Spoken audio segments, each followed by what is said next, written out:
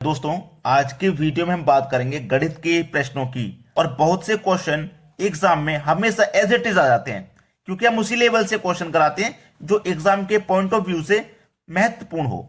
तो चलिए स्टार्ट करते हैं। पहला सवाल है, ए की लंबाई बी की लंबाई का 5/8 है, तो बी की लंबाई से ए की लंबाई का अनुपात कितना होगा? यह है आपका सवाल।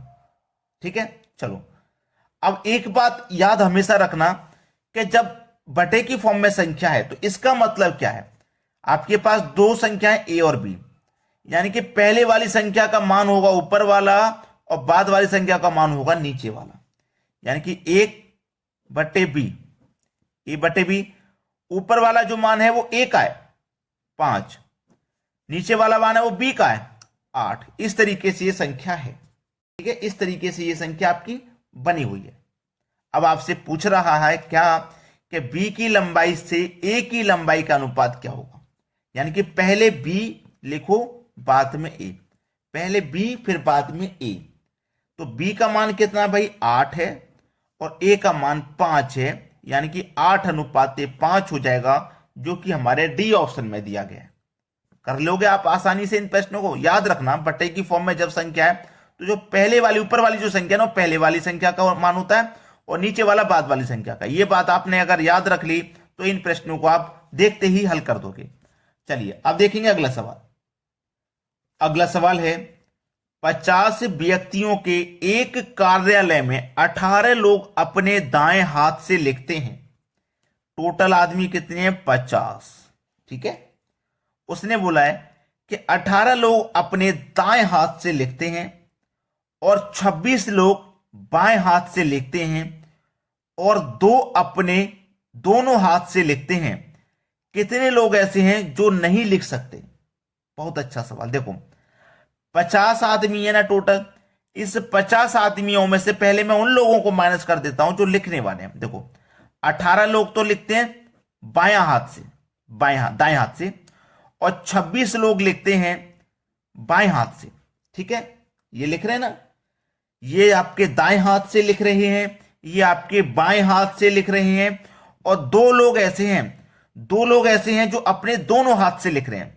दो लोग ऐसे हैं जो अपने दोनों हाथों से लिख रहे हैं। जो दोनों हाथों से लिख रहे हैं उसको इसमें से माइनस कर दो। वो उसको जोड़ना नहीं है, उसको इसमें से माइनस करना है। ठीक है, क्योंकि इस 18 में वो ऐसे होंगे जो बाएं से भी लिख सकते हैं दाएं से भी, और इसे दाएं से लिखने वाले में ऐसे होंगे जो बाएं से भी लिख सकते हैं। तो इस दो को हमें इसमें से माइनस करना है। ये 50 माइनस 26 और 18 मिलकर के 44, और इसमें से हमें माइनस करना है 2। ठीक है, चलो 50, अब ये कितना हो गया? 44 में से माइनस कर दूंगा 2 तो 42, यानी कि -12। 50 में से 42 को माइनस कर दो, आंसर आ जाएगा आपका 8। ये है बिल्कुल सही जवाब, पहला ऑप्शन बिल्कुल सही। चलो अब देखते हैं अगला क्वेश्चन। अगला प्रश्न है, 5 और 30 का तृतीयानुपाती क्या होगा? तृतीयानुपाती, देखो तृतीयानुपाती निकालने का जो फॉर्मूला होता है वो होता है b²/a। यानी कि बाद वाली संख्या जो होती है वो b और पहले वाली a। अब इसमें b का मान कितना है? 30। तो b का स्क्वायर मतलब 30 का स्क्वायर, तो 30 के स्क्वायर को हम क्या लिख सकते हैं? 30 × 30। और a का मान आपका 5 है, तो मैं यहां पे 5 लिख सकता हूं। तो 5 से कटाऊंगा 6 बार में कट जाएगा 30, 6 × 3 = 18 और 1 × 0, यानी कि कितना मान हो गया? 180। तो तृतीय अनुपात क्या हो जाएगा? 180 हो जाएगा, जो कि हमारे सी ऑप्शन में। यह है प्रश्न का बिल्कुल सही जवाब। चलो अब देखते हैं अगला क्वेश्चन। अगला क्वेश्चन है, किसी राशि पर 4 वर्षों का साधारण ब्याज उस राशि का 1/5 है, वार्षिक ब्याज की दर है। बहुत अच्छा सवाल, ऐसा सवाल जो आपसे बनेगा ही नहीं। अगर बना पाएंगे तो वो बच्चे बहुत कम होंगे। उसने बोला है किसी राशि पर, वो राशि हमें जब नहीं पता तो हम उस राशि को क्या मान लेंगे? 100 मान लेंगे। ठीक है, 100 मान लेंगे ना। तो उसी राशि का कितना? 1/5। 1/5, 5 से कटा दूंगा 100 को 20 बार में, 20 कमल पे 1 से करूंगा तो ये कितना निकल के आ जाएगा भाई? 20%। 20% निकल के आ गया।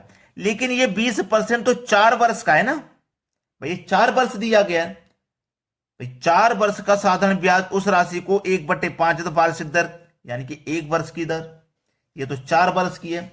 अब देखना, जब 4 वर्ष की 20 तो 1 वर्ष की कितनी भाई 5, 2 वर्ष की 10, 3 वर्ष की 15 और 4 वर्ष की 20, तो 1 वर्ष की बतानी है जो कि 5 है। बी ऑप्शन हो जाएगा प्रश्न का बिल्कुल सही जवाब, यानी कि 5% की दर हो जाएगी। चलिए अब देखेंगे अगला क्वेश्चन। अगला प्रश्न है, एक घड़ी 200 रुपए में बेचने पर उतने ही प्रतिशत लाभ होता है जितना उस घड़ी का क्रय मूल्य है। घड़ी का क्रय मूल्य कितना है भाई? देखो, ये तो हमारे पास विक्रय मूल्य है। विक्रय मूल्य हमारे पास 200 रुपया, यानी कि हमको घड़ी को 200 रुपये में बेच रहे हैं, लेकिन घड़ी का जो मूल्य होगा ना, कॉस्ट प्राइस जो भी होगा, उतने ही प्रतिशत का हमको लाभ होगा। तो ऐसे प्रश्न में आप क्या करोगे, जितने में बेच रहे हो उसका आधा कर दो, उसका आधा कर दोगे तो 100 हो जाएगा, यानी कि ये हो गया कॉस्ट प्राइस 100 रुपया। यानी कि 100 रुपए की वो चीज है और 200 में बेच रहे हैं, तो कितने का फायदा है भाई? कितने का फायदा? 100 रुपए का ही तो फायदा है, यानी कि 100% का फायदा। और घड़ी कितने की थी? 100 की, यानी कि 100 की चीज थी और फायदा भी उसको 100 रुपए का। उसने यही तो बोला है, उतने ही प्रतिशत का लाभ होता है जितना घड़ी का क्रय मूल्य है। घड़ी का क्रय मूल्य कितना? 100 और फायदा कितने का हो रहा? 100 का ही। जैसे मान लीजिए आपको कोई घड़ी 500 रुपए में आप बेच रहे हैं, उसका आधा कर लो 250 रुपया, कॉस्ट प्राइस हो गया 250, यानी कि आपको फायदा कितने का हो रहा है? 250 का, और परसेंट में भी 250 का हो जाएगा। यानी कि एक बात याद रखना आप, कि कभी भी इस तरीके का प्रश्न रहेगा तो आप उसका आधा कर लेंगे। बात समझ में आ गई? चलिए अब देखते हैं अगला सवाल। अगला प्रश्न है, 2 अंकों वाली संख्या के अंकों का योग 8 तथा उनका गुणनफल 12 है, तो 2 अंकों वाली संख्या में कितना अंतर होगा? कोई भी 2 अंकों वाली संख्या, यानी कि पहली संख्या a और दूसरी संख्या b ले लेता हूं मैं। दोनों का योग हमारे पास 8 है, ठीक है, उनका गुणनफल 12 है, यानी कि इन्हीं 2 संख्याओं का गुणनफल a और b का गुणनफल हमारे पास कितना है? 12 है, ठीक है। तो 2 अंकों वाली संख्या में कितना अंतर होगा? अब देखो, हमें क्या करना है, हमें वो दोनों संख्या लेनी है जिनको अगर मैं जोड़ूं तो 8 मिल जाए और गुना करूं तो 12 मिल जाए। तो मैं यहां पे 6 और 2 को ले सकता हूं, अगर दोनों को जोड़ूंगा तो मुझे 8 मिल जाएगा और वही 6 और 2 का गुना करूंगा तो मुझे 12 मिल जाएगा। मिल गया कि नहीं? तो मुझे यह पता चल गया कि a का मान 6 है और b का मान 2, और इन्हीं 2 संख्याओं का उसने क्या पूछा? अंतर। तो a का मान 6, b का मान 2, दोनों का अंतर 4 आ जाएगा। सवाल खत्म। बी ऑप्शन प्रश्न का बिल्कुल सही आंसर है।